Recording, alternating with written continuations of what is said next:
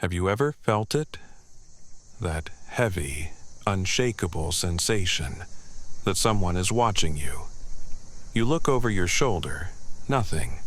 You close the curtains, still the feeling lingers. Maybe it's just your mind, maybe it's something else. Most people ignore it. They tell themselves it's stress, or the wind, or a trick of the light. But deep down, you know the truth. When something wants to watch you, it doesn't always hide. Tonight, I'll share with you 3 real stories. Encounters where the feeling of being watched wasn't just a feeling, it was a warning. And if you want to hear more, make sure you subscribe and leave a like. Because next time, the eyes in the dark might be looking for you.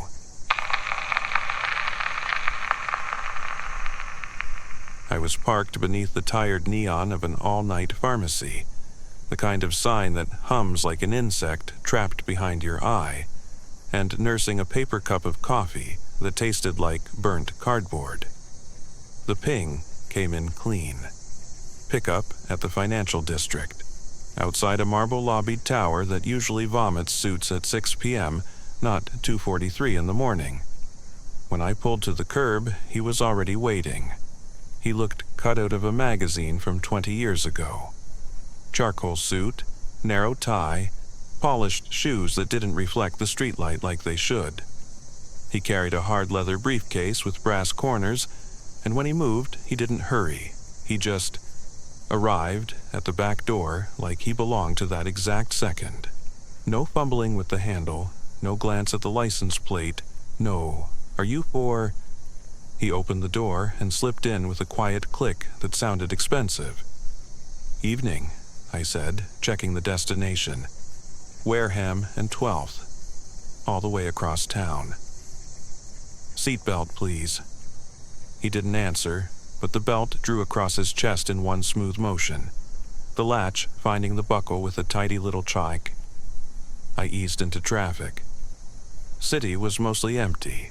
Traffic lights cycling through colors just to keep their muscles warm, steam curling off sewer grates like something breathing down there. We made 2 turns in silence. I adjusted my mirror for the 100th time. Habit, not curiosity. And that's when I realized he was looking straight at me, not at me. Through the mirror. Direct eye contact with the reflection. Like that was the only version of me that mattered. His gaze didn't waver when we hit a pothole, didn't blink when we passed under a chronic migraine of fluorescent light from an all-night car wash. It was like his eyelids had forgotten their job. I told myself it was nothing. People are weird at night. I kept my eyes on the road. "Rough shift?" he asked finally. His voice sounded ironed. No wrinkles, no warmth. "Long," I said. "You know how it is." He didn't nod. He didn't say he did. He just kept watching me through the glass, his pupils pinpricked, the eyes too glossy, as if something slicked them from the inside. We drifted past a late bus, the driver yawning into a fist, and the bus windows threw our reflection back at us. A long black car with a driver up front and the suggestion of someone in back, a dark shape in a neat suit. I tried a little small talk to break the spell. "You work at Wareham?" He answered too quickly. "Tonight I do." I took the long way, instinct. The short way, cut under the river on a tunnel I avoid after midnight. The long way was surface streets and empty intersections, and the occasional pair of raccoon eyes flashing from a trash can like stolen jewelry. The longer we drove, the heavier the cabin felt. Not hot, just dense like someone turned up the atmospheric pressure. My ears popped as we crested a hill. He didn't react. I snuck another glance at the mirror and nearly drifted into the bike lane. He hadn't moved. Same posture, same erect spine, same calm, patient stare drilled into the glass. His face, God. His face looked memorized. The features were all correct, but arranged with the wrong confidence. like a sketch redrawn from memory by someone who had practiced anatomy but never met a person. "Need the AC up?" I asked, just to say something. "Whatever keeps you awake," he replied. We hit a red. In the stillness, I noticed details that don't belong in cars. The faintest smell of warm paper. A whiff of must-like books left in a trunk at the end of summer. And underneath it, a thread of metal, like the scent a radiator leaves in dry winter air. "Do you blink?" I asked before I could stop myself. Silence pooled between us. I heard the tick of the turn signal, a metronome for my stupidity. Then he said, "Not when I have something to see." The light changed. I drove. He started talking in that ironed voice, naming cross streets before we reached them, calling out the precise moment a green would turn yellow. Calm as airline instructions. "Yellow in 3, 2, he murmured, and damned if the light didn't stain itself amber on cue. I rolled through, throat tight. At the next intersection, he said, "Left in 1 block," though the route in the app showed straight. The left would add 5 minutes. "Client request," he said before I protested, and the phrase landed too late, the way a ventriloquist's words look when the lips are a fraction off. We turned left. I should have noticed we were slipping into a silent district. A cratered grid of older warehouses with windows like blank teeth. The moon had dissolved into cloud, and the streetlights thinned, and the pavement changed texture beneath the tires, smooth to whisper to chasse sandpaper. A surface no city crew would lay down. The radio hissed, then went dead. The dashboard clock kept faithful time, but I had the sudden barbaric certainty that it wasn't counting our minutes. He leaned forward, and for the first time I saw his eyes not as eyes, but as polished stones, catching light where there wasn't any. "Do you want to see?" he asked softly. "See what?" I said, and I already hated my curiosity. "It's a saw blade. It cuts in both directions." "Where you're going," he said. The seat leather creaked behind me. My own breath sounded loud. I looked in the mirror against my better judgment and, Lord, I swear his pupils weren't round anymore. They were narrowing, contracting, searching the mirror itself, exploring the seams of the frame, as if the glass was where he lived and the car was a temporary inconvenience. I jerked my stare back to the windshield. Ahead, a single sodium lamp made a puddle of jaundiced light over a loading dock. In that circle, the falling snow of moths looked like ash. "Here's fine," he said, the syllables precise as coins stacking. I eased to the curb. No building number, no door. Just a metal shutter stamped with a dead company logo and the suggestion of a shadow behind it. Like someone taller than a man was standing on the other side, listening. The belt retracted on its own. The latch never clicked. He was just suddenly standing on the curb, the door never having opened, the suit not wrinkled, the briefcase not heavier or lighter. He didn't look at me, but I felt that reflective gaze make a neat incision in the side of my head. He lifted a hand the way a conductor might cue a section of strings and said, "You missed your exit." Then he turned and walked toward the shutter. The moths bent around him like iron filings around a magnet. He reached the metal, and without touching it, he was gone. A blink, and he's not there event that felt less like magic and more like bureaucracy. As if a door not meant for me had opened on schedule and closed politely. I sat there with my heart crowding my ribs. Counted to 10, 20, 50. The clock said 2:56. The engine said nothing, the fan ticked. In the mirror, only my own eyes looked back, wet, human, stupid. Then I saw it. Something in the corner of the back seat, near the floor mat. Not something, some paper. A photograph, curling at the edges, black and white and freckled with age. I picked it up and immediately smelled that warm paper smell, like old ledgers. The photo showed a familiar car angle, a driver caught candid, one hand on the wheel, eyes in the mirror. It was me. Younger by a few years. Same mole on the cheek, same cheap jacket. And behind me, seated exactly where he had sat, a man in a suit with a face that the camera refused to understand. Eyes burned to bright ovals, mouth a dash, cheekbones smudged, like the film had been exposed to a different kind of light. On the back, written in a neat antique hand, "Next time, don't blink." I didn't sleep that day. I taped the photo inside a kitchen drawer, then moved it, then put it in the freezer, then threw it out at a gas station far from my route. The next night, it was on my dashboard when I opened the car, gently weighted by my own spare change.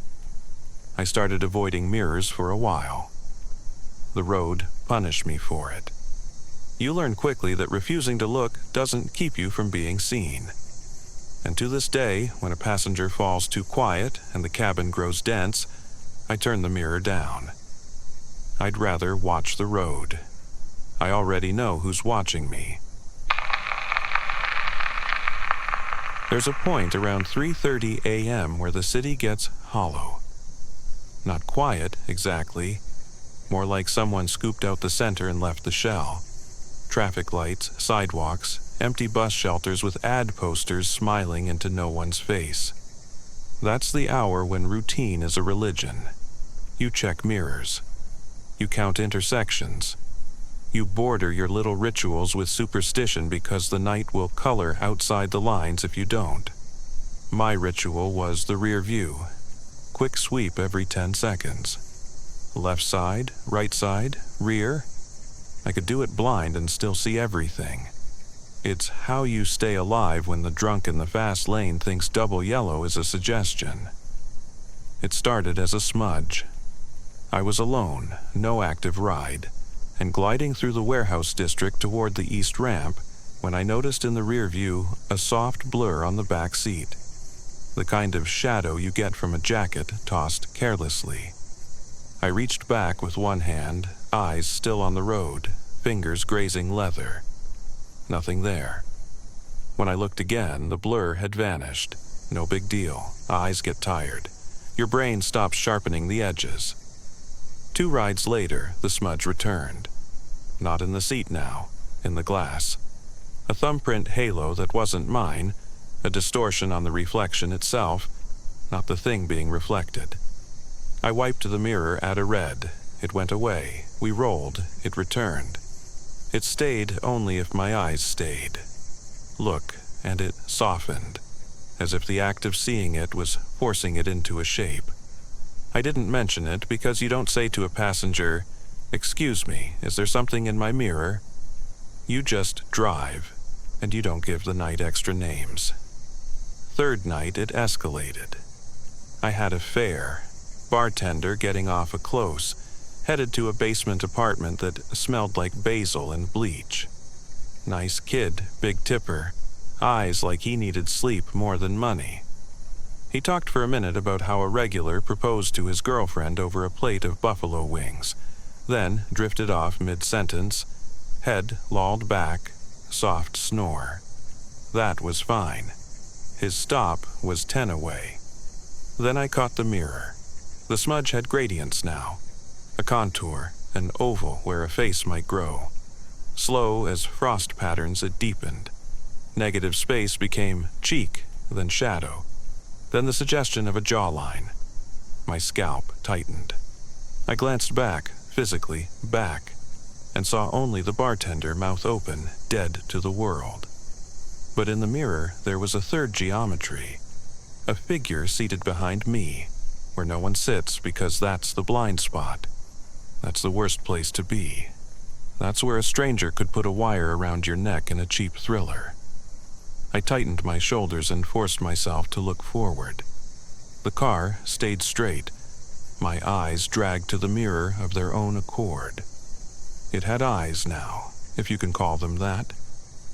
They were too pale, like glass marbles with paint scraped thin. They didn't focus. They steadied in the dead center of the mirror and waited for me to line up with them. I slowed at a yellow without thinking. The figure's mouth made the simplest shape of speech and then unmade it. "Sir?" The bartender was awake. "Everything okay?" "Yeah," I lied, which is what adults call faith. "Just cop ahead." He went back to scrolling his phone. I kept us moving and practiced not looking. I failed.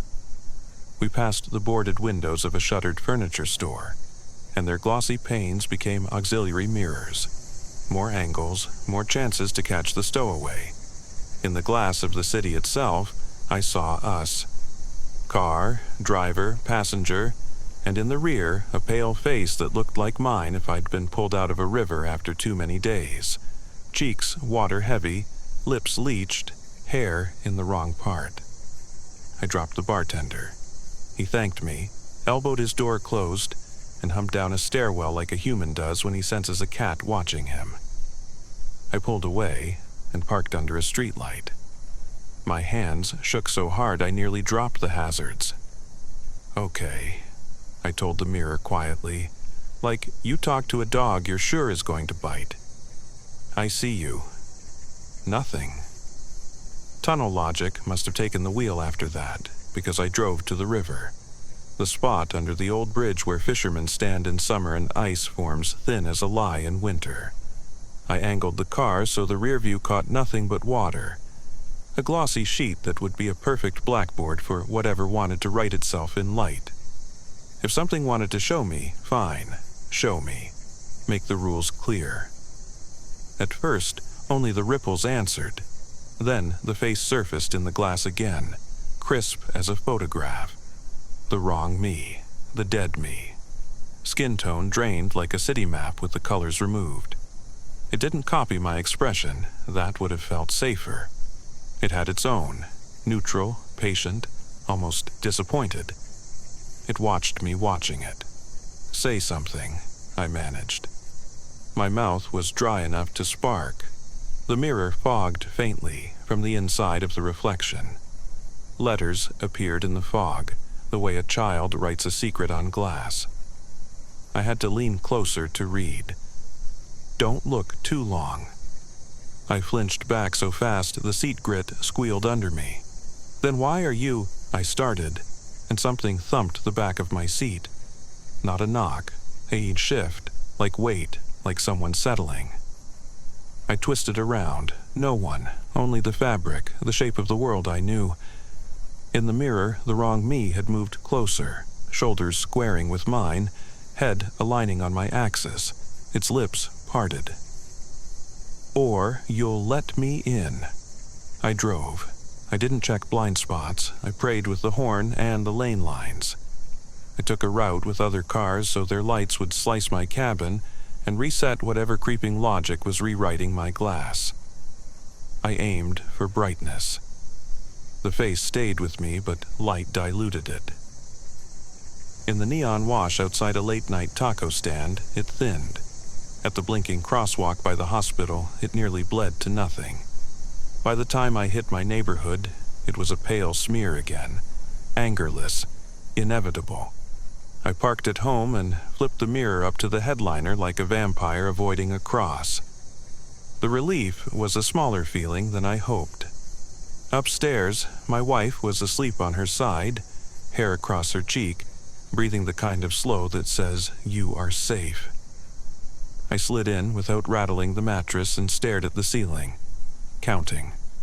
When the air conditioner kicked on, I started crying like a noise I'd finally been allowed. I didn't drive the next night, or the next. I taped a newspaper over the rear view and told myself it was a joke, a dare. The world didn't wobble when I did it. No thunderclap, no reprimand. I went to a matinee with the kids, ate popcorn I didn't taste, and snapped at a man who cut in front of us and then apologized to him 3 times in the parking lot because his eyes looked like mine in a crowded mirror.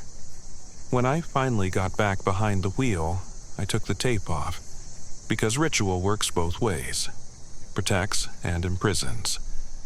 The mirror was only a mirror, The cabin was only a cabin. I kept my sweep to a minimum. Left, right, forward. I drove like I had borrowed time and promised to return it clean. The face still visits. Not every night, not even most nights. It's a weather pattern more than a haunting. It shows up strongest when I'm tired, when I'm angry, when I'm proud. It shows up when I start contemplating lucky breaks. It shows up when I'm sure I'm alone. I asked it once, in that quiet, private voice you use when you want to say something without the world hearing. Are you me? The fogging rose and faded, as if breathing. Then, faint, so faint I might have imagined it. The mirror wrote, "Not yet." I adjusted the mirror down after that. I look at the road. I count streetlights and the beads of brake lights like rosary. I resist the gravity of that glass because I know what it wants. A longer look, a steadier gaze, an open door. And on bad nights, when the city goes hollow and my rituals go soft, I wear sunglasses in the dark so the mirror can't see my eyes. It still sees me, but I don't give it the invitation. Surge pricing makes saints do ugly things. 3 Fridays in a row, my phone lit up at 2:17 a.m. with the same pickup. A narrow alley between a bar that changed names every 6 months and an apartment block that didn't deserve the dignity of a number. The first Friday, I took it because I needed the money. The second Friday, I took it because I needed answers. The third Friday, I took it because I didn't believe in coincidence, and that's its favorite hunting ground. The alley was the kind with its own weather, colder than the street, damp like a freezer thawing.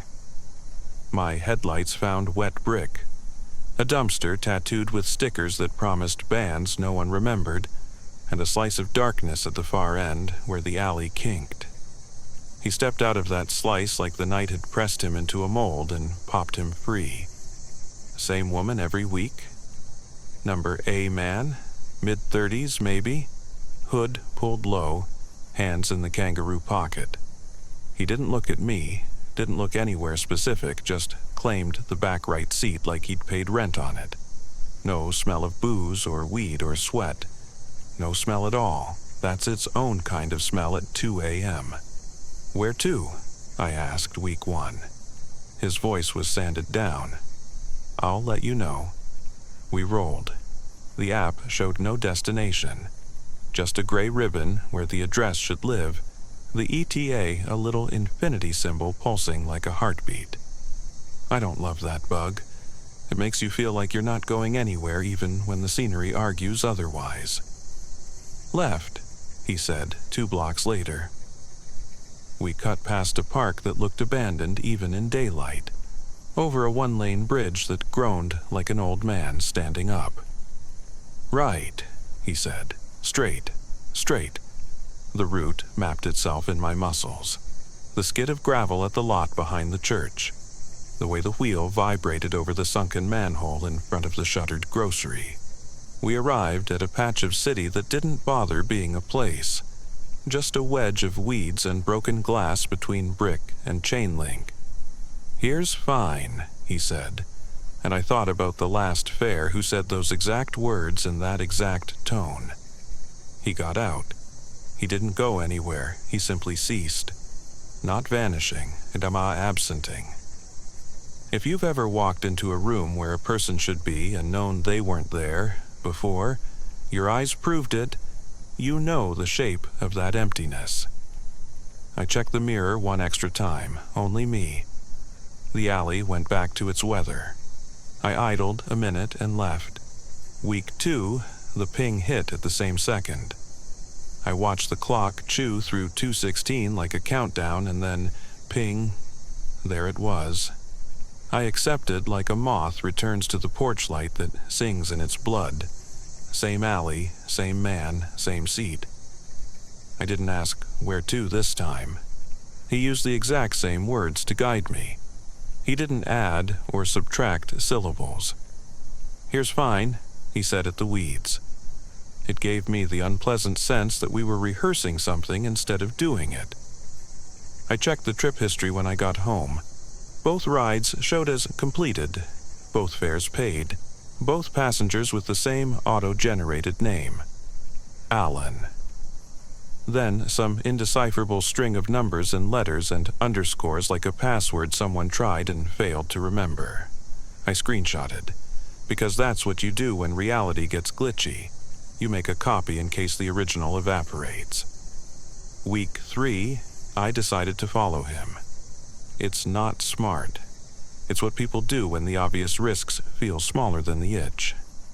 I parked at the alley mouth with my lights off and watched the darkness flex. He arrived. He got in. We did our ritual. He said our lines. I put the car in park at the weeds, killed the engine, and counted 10 Mississippis before stepping quietly out. He had already walked away, shoulders a precise horizon, head down, hands in pockets.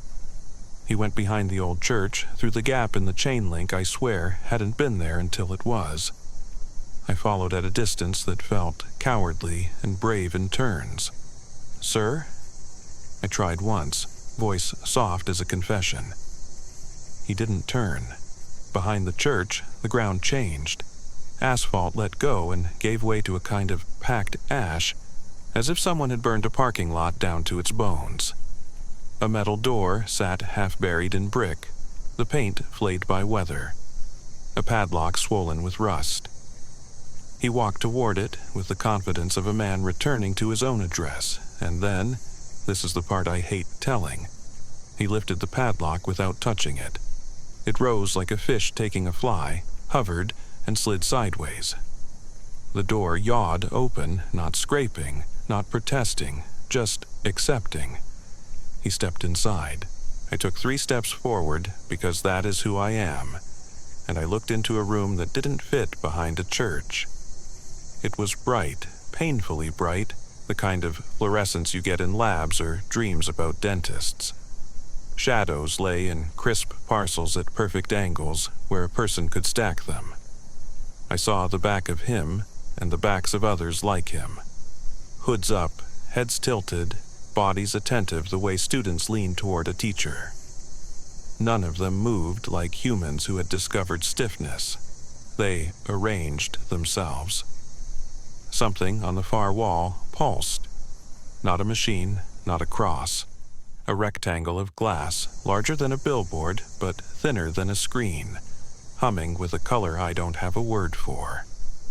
The hair on my arms bent toward it. The air smelled like a singed hair and melted plastic in the first hour of a house fire. The sensation of being watched thickened to a syrup in my lungs. I didn't make a sound. The door made it for me. It began to close without being asked. Not slamming, sealing. The padlock bobbed like a lure looking for a bite. I ran. I do not apologize for that. I chased my own breath back to the car and fumbled the key and got us into reverse hard enough to bite my tongue. In the rear view, the alley telescoped into midnight, and for a second, just a second, the bright room leaned into the dark like a face at a window. I didn't accept the ping on week 4. Someone did. His name was Justin, I know, because we all talk, even when we pretend we don't. He joked about the East Side weirdness, said the surge was too sweet to pass, sent a thumbs-up emoji that our group text didn't know how to read as an omen. He didn't answer his wife's good morning text. His car was found idling 6 blocks from the alley, doors locked from the inside, hazard lights politely announcing distress. The seatbelt behind the driver's seat was buckled. The cushion was warm.